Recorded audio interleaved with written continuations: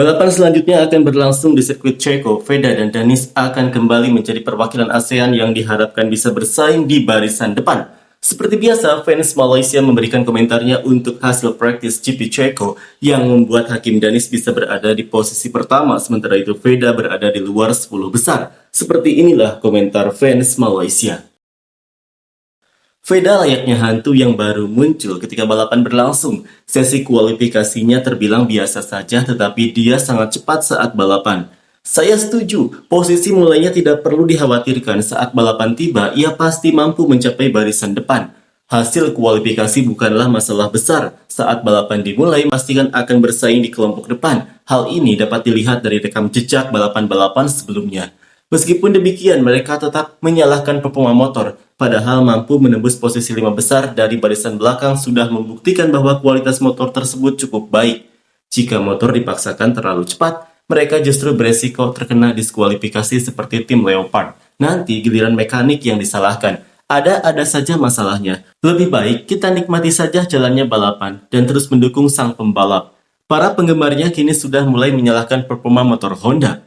Pada balapan sebelumnya sama sekali tidak ada masalah, namun begitu harus memulai dari posisi belakang, mereka langsung mengeluh bahwa motor Honda kurang bertenaga dan menyalahkannya. Kelompok ini sepertinya lebih cocok jika diberikan motor SYM saja.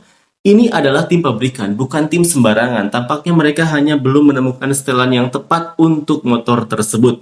Mereka harus melihat hasil secara keseluruhan. Sirkuit ini memang sudah menjadi spesialisasi bagi tim KTM. Gaya balap Veda sangat sulit ditebak.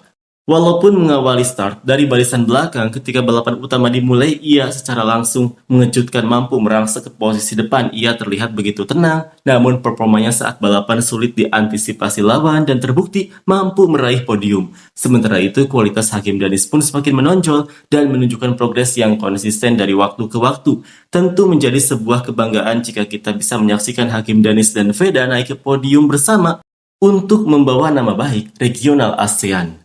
Hal tersebut sudah tidak mengherankan lagi baginya, meskipun harus memulai dari posisi belakang, tiba-tiba saja ia sudah berhasil berada di barisan depan saat balapan.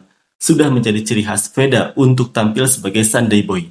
Ketika balapan berlangsung, ia memiliki manajemen ban yang sangat baik meskipun mengawali balapan dengan tempo yang tenang.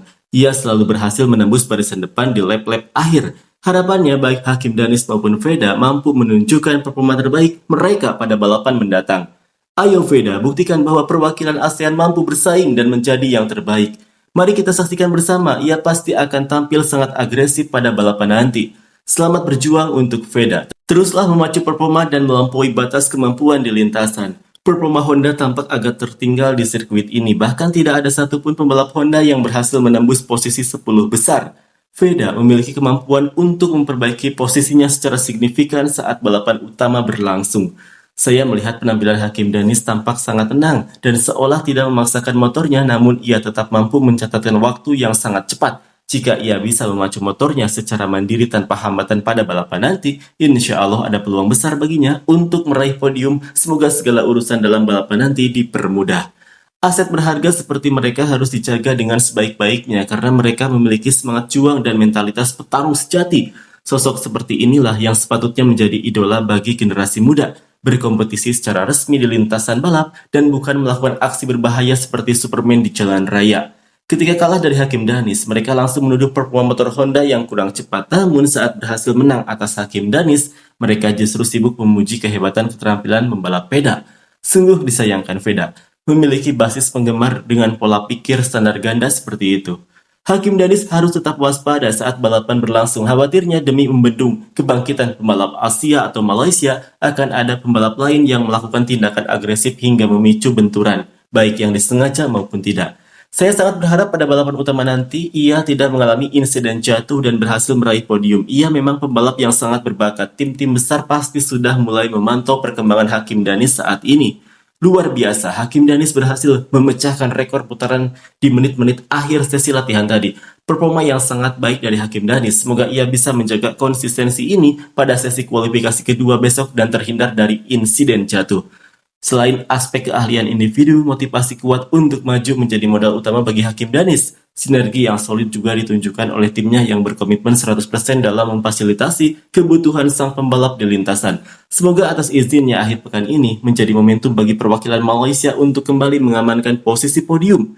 Mengapa performa Hakim Danis di sirkuit ini tampak berbeda? Ia tidak terlihat memaksakan motornya secara berlebihan, namun ritme balap, titik pengereman, dan kecepatannya terasa sangat pas. Ia tampak begitu tenang di lintasan ini. Saya tidak tahu apakah hanya saya saja yang merasakan hal seperti ini.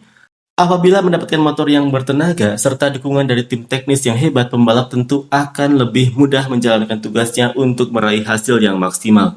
Hakim Danis berhasil mencatatkan waktu terbaiknya secara mandiri tanpa memanfaatkan bantuan angin dari pembalap lain. Sebaliknya, para pembalap lain diprediksi akan sengaja menunggu dia besok demi mendapatkan keuntungan towing tersebut.